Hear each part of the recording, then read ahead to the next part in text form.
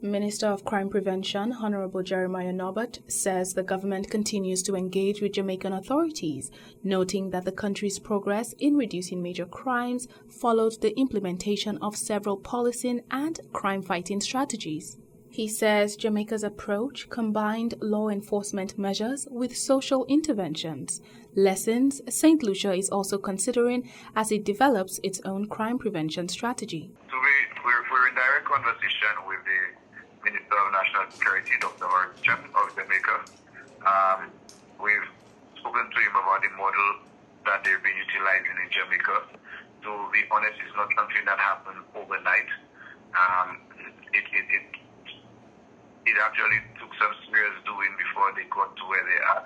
And along with they had measures, there were also quite a bit of social measures and social intervention measures that it's been utilized in Jamaica. So as we speak, we're in dialogue, constant dialogue with Jamaica. The minister says the government has invested in crime prevention initiatives, including community-based programs aimed at addressing the cause of criminal behavior.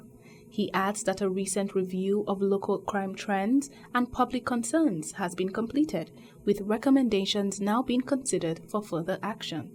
As we speak, the crime prevention, we have two officers working here, a research officer, two research officers, Dr. Felix and Dr. Johnny. Dr. Johnny is also here with us, Leonard Johnny, and they submitted initially they were reviewing the statistics and the crime trends and I guess the general perception of and fear of crime in St. Lucia.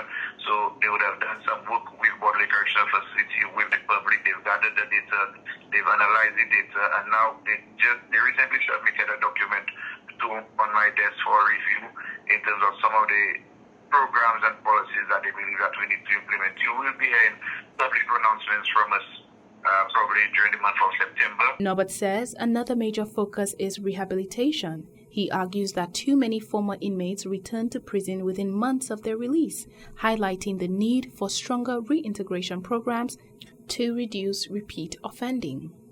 The minister says government is also working with the private sector while placing renewed emphasis on rehabilitation programs within the Bodley Correctional Facility. I did a visit of the Bodley prison last week, Wednesday before. I can tell you we've revitalized the farming program. So you'll see the inmates working on the farm, the poultry. We've set up the poultry system again. The piggery is well ongoing. We've set up a rabbitry, and all of that is happening at the facility. More than that, you have inmates. I saw quite a few inmates working in the tailoring section. So the industries unit at the prison has been quite a bit just to get those individuals ready for the world of work upon limiting or upon release from prison. While the government has not yet detailed which elements of Jamaica's approach could be adopted locally, officials say more information on St. Lucia's evolving crime prevention strategy is expected to be announced in September. I'm Christabel Obi reporting for Hot 7 TV News.